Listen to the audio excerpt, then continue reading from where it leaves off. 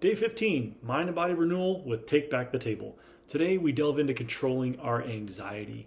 Just as we discussed in Day 13, anxiety is a warning signal, just like worry. But we need to remember that anxiety isn't a sign of failure or sin. It's an emotional warning signal. So it's often triggered by unresolved issues or hidden fears. In science, anxiety can narrow your perspective and it can create tunnel vision that clouds our judgment and decision making. From a Christian perspective, it reminds us to lean on God, trust in His peace, and surrender our anxieties to Him.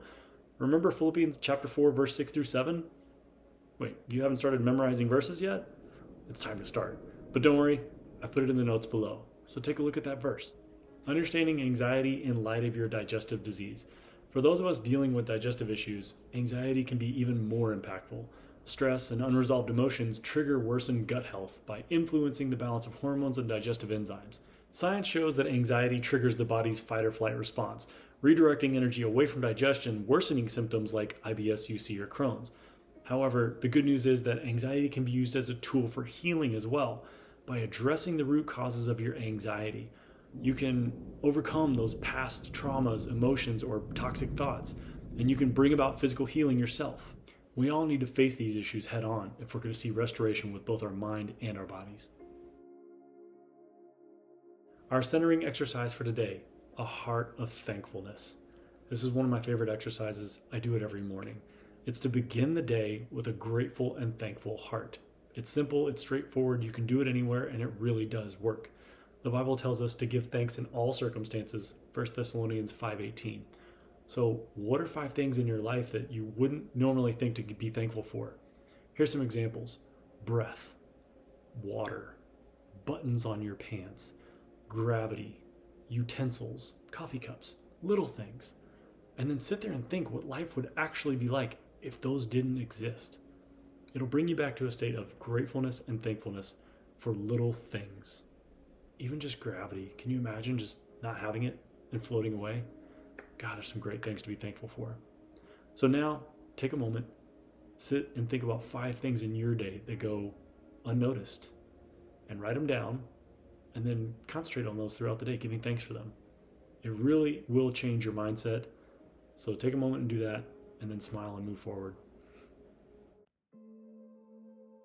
Step 1, be still. Think about how anxiety has created this narrow perspective or tunnel vision in your life.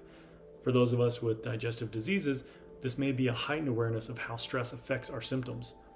Reflect on how anxiety distorts your perception of reality, possibly making your symptoms or your physical pain even worse. But remember, anxiety is not a sign of defeat. It's a message calling for healing and a deeper understanding. So, Jesus says in Matthew 11:28, "Come to me, all who are weary and burdened, and I will give you rest." If you've had a digestive disease for as long as I have, you've been weary, you've been burdened, and you need rest. Step 2, the breakdown. Take 10 seconds and pause and breathe deeply. Reflect on your toxic thoughts or issues and the anxiety that it brings up. This pause resets your nervous system, allowing you to make better choices in how to react. Biblically, we're reminded to cast our cares on God, 1 Peter 5:7, and this moment of stillness can help you do just that. Now write down what your thoughts were and how your perspective on health and anxiety has shifted over the last 2 weeks. Now, what have you learned about your root causes of your stress, both physically and emotionally? And make sure to write it all down. Step 3, renewal. Use your 3-way mirror technique to see how your perspective has changed from day 1 to now. How you projected, how you're perceived, and your actual. Has your view of your digestive disease or anxiety changed? Anxiety, while uncomfortable, can bring you closer to truth and healing, both spiritually and physically. So write down how your anxiety has blocked you from understanding the deeper roots of your illness or how these reflections are guiding you towards recovery. Step 4, go. End your day with affirmations and actions that bring you peace and healing. Try some simple affirmations like these. I can take control of my thoughts and actions as I'm being guided to healing. Or, even in anxiety, I will find peace that surpasses all understanding. Food action step. At this point, you should have some insight into what triggers your body or how food is interacting with it. I'm going to be giving you some easy, quick meals or snacks to make, but remember, drink your water, incorporate your teas, do some bone broth, things like that. Take your supplements, and make sure to give thanks for your meal. The recipe's below. Enjoy. Fitness action step. Now, this is the last week of the 21 days of renewal. And remember, I said we were going to have a focus on your fitness this last week. So today, I want you to realize that your body will break down unless you train it to be stronger. Let's face it, we're all going to die, but we do have a say in how well we feel by taking care of the bodies that God gave us. So now we're going to add a focus on developing something that's consistent, helpful, and strengthening into your daily activity. Now, if you've got 7 days in a week, it's best to have more days on than are off. So you have to have 4 out of 7 days where you're doing something better for your body than you're doing something against it. So if you're just starting out, we'll do a Monday, Wednesday, Friday, Sunday split. For the next 4 weeks, these are going to be the days that you're going to exercise. And I've put a full workout down here for you to follow. It's full body, and the more you get used to it, the easier it'll become.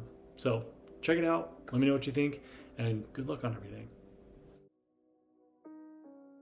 Remember, healing is a journey. It's not just physical or spiritual or emotional. It's all of it. Your digestive disease does not define you. God does. And as you continue this cycle, embrace both the messiness and the peace that comes with healing. Some final notes with your workout. Stay consistent. Progress comes through small daily efforts.